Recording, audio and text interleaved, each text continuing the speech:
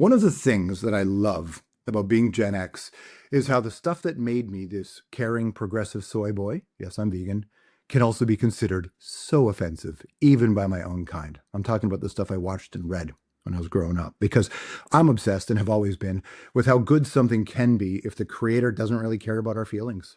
They're hunting truth, however unmarketable it may be. Think of Francis Bacon's paintings. If you couldn't handle it, that was your problem, not his. And I love the kinds of filmmakers and artists that treat art like a scalpel, not a mirror. A mirror is too easy. Everybody does that. But if you replace scalpel with tinfoiled fist and you make it super fun and enthusiastically psychotic, and then a healthy serving of the kind of layered masculinity that puts everybody on edge, oh, look out, world. Hollywood used to do that, but maybe that's another Gen X thing. We come from the era of cult classics, so in our mind, all these things were bigger than they probably were elsewhere, like Faces of Death. So today I want to fill in the moats between a movie and a record, but also an era that was so unique, late 70s North American working class. If you were there, you remember it. Impending doom of layoffs, Reaganomics and Thatcherism, and the Wall Street villains that were plotting their takeover of our way of life, which they did. Blood, violence, sorrow, juvenile machismo, sad sex, and so many jokes. That's the key. I maintain that one of the best sports films ever made is also one of the best comedies ever made, which also happens to be one of the best time capsule for what those communities were going through. Unvarnished, ultra-human, nuanced, non-judgmental look at real life. This movie would not get made this way today because the academic lefties and the righties would freak out at the approach.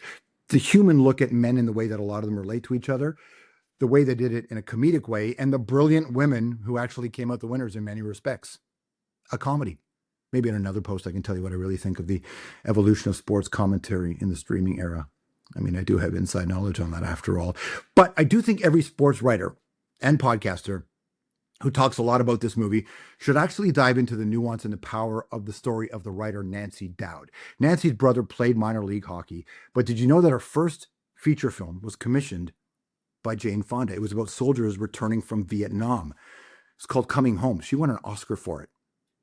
Watch her acceptance speech if you haven't seen it, because in a world of zero dark 30s, try to be a coming home. The movie I'm talking about, of course, say it with me, is Slapshot. It gave us so much, including a trio of folk heroes, the Hanson brothers, taped up glasses, root beer, and a brilliant strategy. Don't bother with questions. Punch first.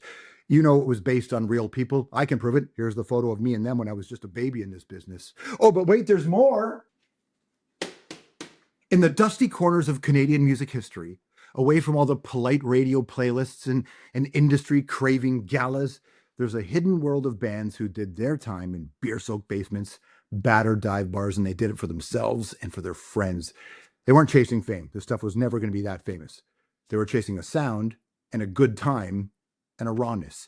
A stroke of genius, which is more likely a bunch of mischief. A Canadian punk rock supergroup decided to reclaim the name, the Hanson Brothers, and in 1992 put out an album called Gross Misconduct. This is a punk rock Gordie Howe hat trick. Three members of the legendary Victoria band No Means No, teaming up with the late great Ken Jensen from DOA. It's Ramonesy.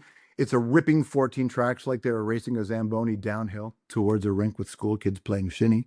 It's loud, it's fast, it's funny, and it's utterly feral, just like the brothers who inspired it. And here's the thing.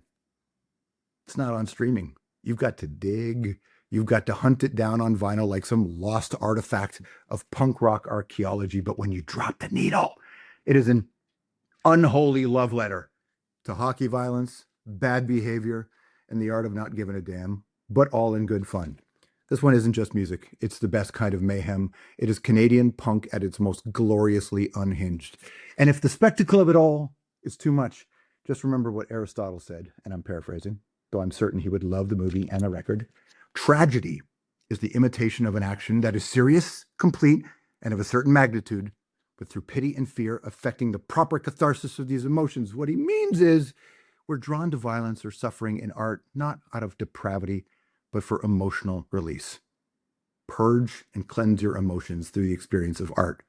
This is the philosophical case for films like Slapshot and the raw, often brutal music of today's top shelf, the Hanson Brothers and Gross Misconduct.